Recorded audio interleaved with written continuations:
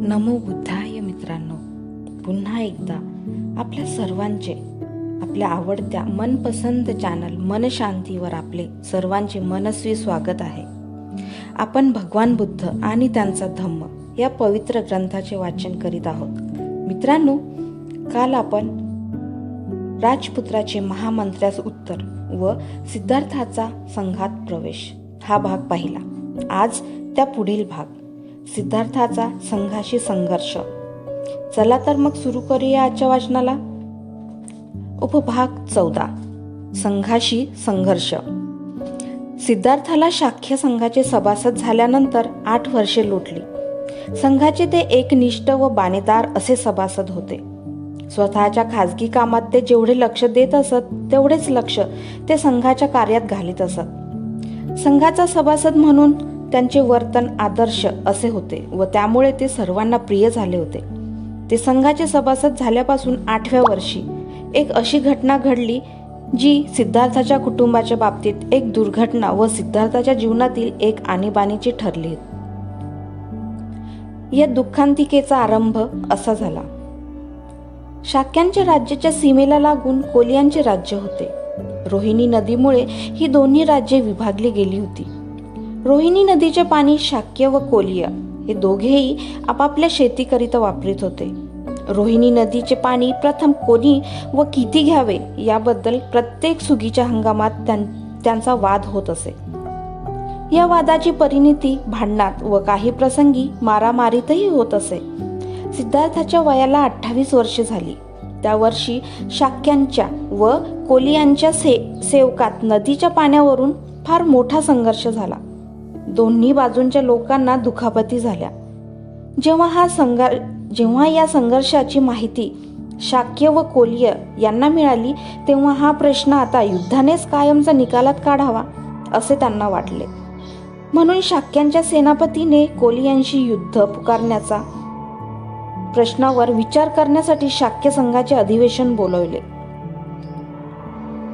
संघाच्या सभासदांना उद्देशून सेनापती म्हणाला, आपल्या लोकांवर कोलियांनी हल्ला केला असून त्यात आपल्या लोकांना माघार घ्यावी लागली. अशा प्रकारच्या आक्रमणाची कृत्ये यापूर्वी अनेक वेळा कोलियांकडून घडलेली आहेत. आम्ही ती आजपर्यंत सहन केली आहे, पण यापुढे हे असे चालू देणे शक्य नाही.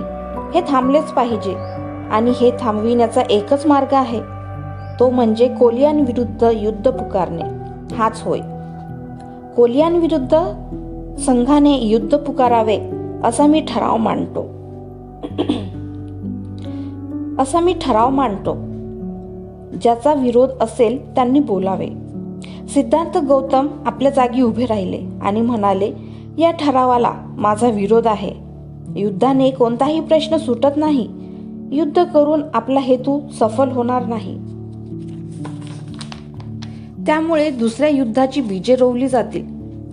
जो दुसऱ्याची हत्या करतो त्याला त्याची हत्या करणारा दुसरा भेटतो. जो दुसऱ्याला जिंकतो त्याला जिंकणारा दुसरा भेटतो. जो दुसऱ्याला लुबाडतो त्याला लुबाडणारा दुसरा भेटतो.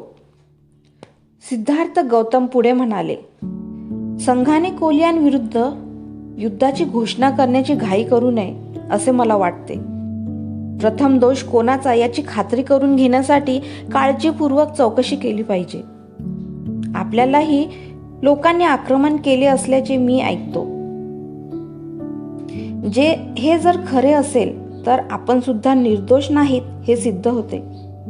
सेनापतीने उत्तर दिले, होय, आपल्या लोकांनी प्रथम आक्रमण केले. तथापि आपण हे विसरता कामा नये की प्रथम पाणी घेण्याची ती पाळी आपलीच होती. सिद्धार्थ गौतम म्हणाले, यावरून स्पष्ट होते की आपण दोषांपासून पूर्णपणे मुक्त नाही. म्हणून मी सुचवतो की आपण आपल्यातून 2 माणसे निवडावी व कोलियांना त्यांच्यापैकी 2 माणसे निवडण्यास सांगावे आणि या दोघांनी मिळून 5वा मनुष्य निवडून घ्यावा आणि ह्या 5 जणांनी हे भांडण मिटवावे. सिद्धार्थ गौतमाच्या सूचनेला विधिवत अनुमोदनही मिळाले, परंतु सेनापतीने या सूचनेला विरोध केला. तो म्हणाला, माझी खात्री आहे की कोलियांचा उपद्रव जोपर्यंत त्यांना कडक शासन केले जाणार नाही तोपर्यंत थांबणार नाही. यामुळे मूळ ठराव व त्याला सुचविलेली दुरुस्ती मतास टाकावी. सिद्धार्थ गौतमांनी सुचविलेली दुरुस्ती प्रथम मतास टाकण्यात आली. ती बहुसंख्येच्या मताधिक्याने अमान्य झाल्याचे जाहीर करण्यात आले. सेनापतीने त्यानंतर आपला स्वतःचा प्रस्ताव मतास टाकला. त्या प्रस्तावाला विरोध करण्यासाठी सिद्धार्थ गौतम पुन्हा उभे राहिले. ते म्हणाले, हा प्रस्ताव मान्य करू नये अशी मी संघाला विनंती करतो. शाक्य आणि कोलीय यांचा निकटचा संबंध आहे. त्यांनी परस्परांचा नाश करणे हे शहाणपणाचे ठरणार नाही. सिद्धार्थ गौतमाचे म्हणणे सेनापतीने खोडून काढले. त्याने जोर देऊन सांगितले की क्षत्रिय लोक युद्धात आपला आणि परका असा भेद करू शकत नाही. आपल्या राज्याकरिता त्यांनी आपल्या सख्या भावाशी देखील लढले पाहिजे. यज्ञ याग करणे हा ब्राह्मणांचा धर्म आहे. युद्ध करणे हा क्षत्रियांचा धर्म आहे. व्यापार करणे हा वैश्यांचा धर्म आहे. तर सेवा चाकरी करणे हा शूद्रांचा धर्म आहे. प्रत्येक वर्णाला आपल्या धर्माचे पालन करण्यातच पुण्य आहे. हीच आपल्या शास्त्राची आज्ञा आहे. सिद्धार्थांनी उत्तर दिले, धर्म याचा अर्थ मी असा समजतो की धर्माचे आचरण ही गोष्ट समजण्यात आहे की वैराने वैर शमत नाही. वैरावर प्रेमानेच मात करता येते. अस्वस्थ होऊन सेनापती म्हणाला, या तत्वज्ञानाच्या चर्चेत शिरण्याची काही आवश्यकता नाही. मुख्य मुद्दा हा आहे की सिद्धार्थाचा माझ्या प्रस्तावाला विरोध आहे. या संबंधी संघाचे काय म्हणणे आहे हे प्रस्ताव मतास टाकून याची खात्री करून घेऊया. त्यानुसार सेनापतीने आपला प्रस्ताव मतास टाकला.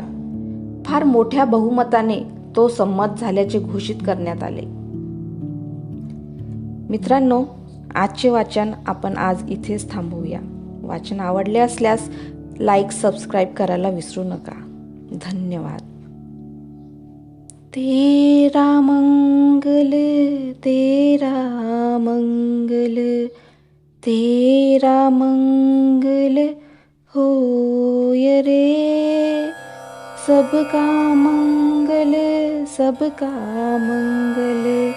सबका मंगल होय रे. नमो बुद्धाय.